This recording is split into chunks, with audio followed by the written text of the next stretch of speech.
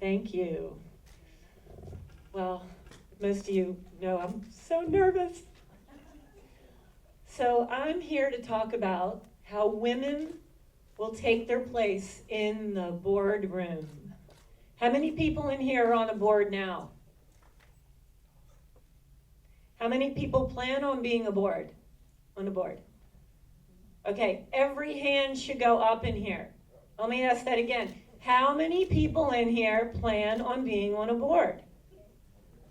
Thank you. Thank you very much. No, I actually have something to say. So,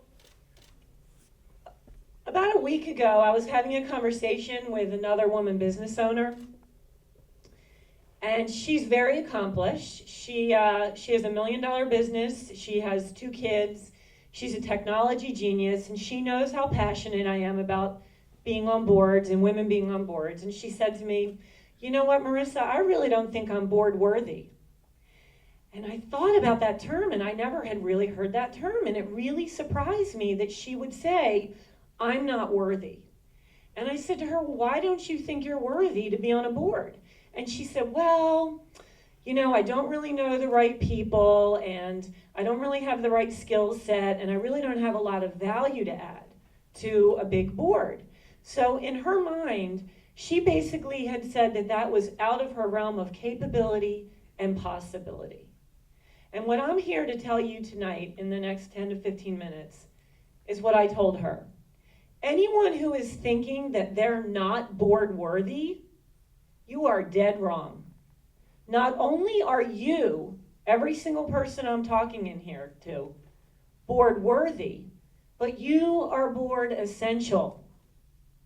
And the time has never been better than right now for you to get your mind around the idea of board service. So here's just a few statistics. Did you know that 60% of the 60,000 jobs in Silicon Valley last year went to women? 60% of 60,000 technology jobs went to women in Silicon Valley. We took over Silicon Valley last year with jobs. And 60% of all college graduates last year were women. We are in the majority for college graduates. And there has never been more women in the workforce than now. There are almost 70 million women in the workforce. And not only did we gain back all the jobs that we lost in the recession, but we have exceeded where we were. We own the corporate market. We are gaining traction in Silicon Valley, on the campuses, in the corner office, everywhere. And it is time for us to take the boardroom. So when we were listening earlier from your speech about women's power and women's wealth, okay? 2/3 of consumer wealth will belong to women within the next decade. We make more than 80% of the buying decisions. So if that's the case, don't you think that we should be at those boardrooms? If we're buying these products from GE and Procter & Gamble and all of the large companies out there and even the smaller companies, we're the ones who are buying them. Shouldn't we have a say in their strategy? Shouldn't we have a say in where these companies are going? They're selling to us. We are padding their pockets. We are escalating their stock prices. We should have a place at their table.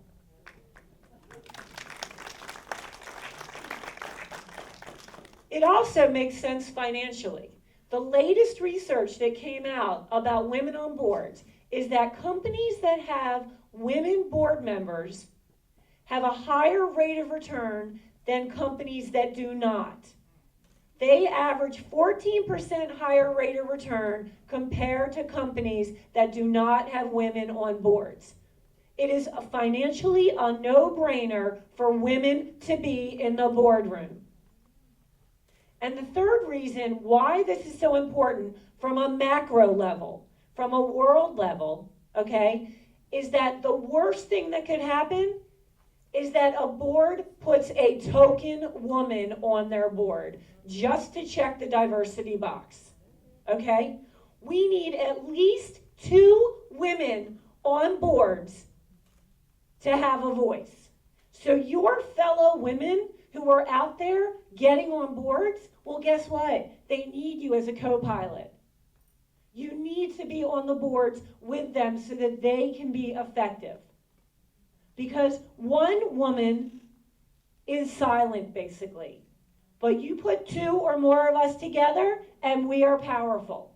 So we need you in there. I serve on a couple of boards, both nonprofit as well as for-profit, and I was just asked to be on the board of a great company in Fairfax. I love what they're doing. I had a lot of synergy with them. I love the leader of the company. I believe in the mission. But what put me over the edge is that I was recruited by this phenomenal woman who is a mover and shaker. And I know that if I'm sitting next to her on that boardroom, we are going to make things happen. So we need you at the macro level to be in the boardroom so that the other women who are already in there can have a stronger voice. That's why we need you. So what does this mean for you? You might be saying, well, that's all great, Marissa, and it makes great financial sense, and I hear that the other women need me. But really, where do I come into play? How is this going to help me? Well, first of all, your own capability is going to go through the roof. You are going to learn so much from serving another leader, okay? You will be able to apply your capabilities that you already have. And every single person in here is qualified to serve. Your credibility will go up. Having board service on your resume and on your bio, this is what it tells the world. It says, I was chosen, I am a leader, I have a voice, and I give back, okay? It is critical for your own career path to be serving on boards. And the other reasons is it elevates your network and your net worth. When you go into a boardroom, and God knows I've become the expert on boards, okay? When a board comes together, how many of you know who Napoleon Hill is? Okay, the Napoleon Hill concept of masterminding basically says that when you bring multiple minds together, you create another mind.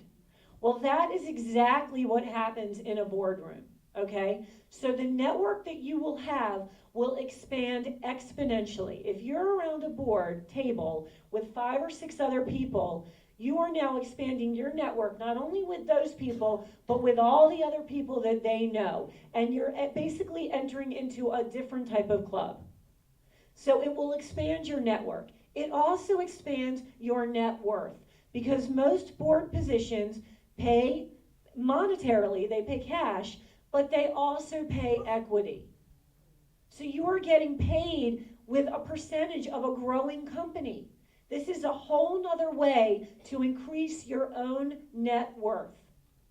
So those are just some of the reasons why you should be thinking that board service is good for you. So there are 2 organizations that I really like. I mean, there's a lot of companies, a lot of organizations popping up that are helping women serve on boards.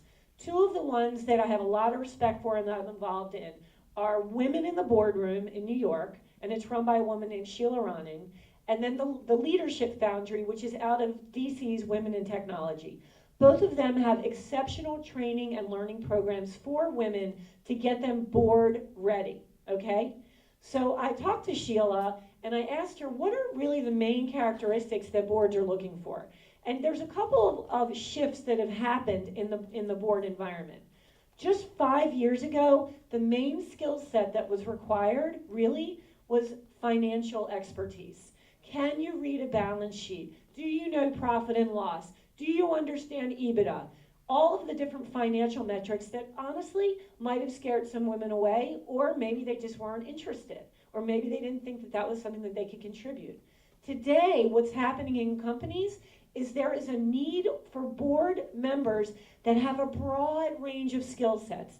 They need e-commerce, they need social media expertise, they need marketing, they need education, they need communications, they need cultural experience, they need diversity experience. All of the things that you're all doing every day in your job, those skills and expertise, they are needed in the boardroom. It isn't just about surrounding the boardroom with people who know finance and people who can bring money to the table. That was the old boardroom. The new boardroom needs your skill sets, okay? So that's the first thing that they're looking for. The second thing is integrity. And you know what? Women rock integrity, okay? We live and breathe integrity. We do what we say we're going to do, and they need integrity. The third thing that they need is leadership skills. And every single person sitting in here, if you are involved in an organization, whether you're titled a CEO or manager or director, or if you're a mom, guess what? You're a leader. So they need your leadership skills. And the fourth thing, which is so important, is mindset. And I will tell you that our obstacles to board service are not men. Our obstacles are not lack of opportunity. Our obstacles are ourselves, thinking that we are not good enough. Okay? Our obstacles are our quest and our obsession with perfectionism. You don't need to be perfect to put yourself out there for board service. But you do need to want to do it, and you need to believe in yourself. And these are the four things that boards are looking for. At Women in the Boardroom in New York, last year, Sheila had 2 requests for women to serve on boards. This year so far, she's had 26. We went from 2 to 26 in one organization, okay? They need women on boards. So the time is now. This is our time. And I want you all to repeat this after me. I am board worthy. I am board worthy. I am board essential. I am board essential.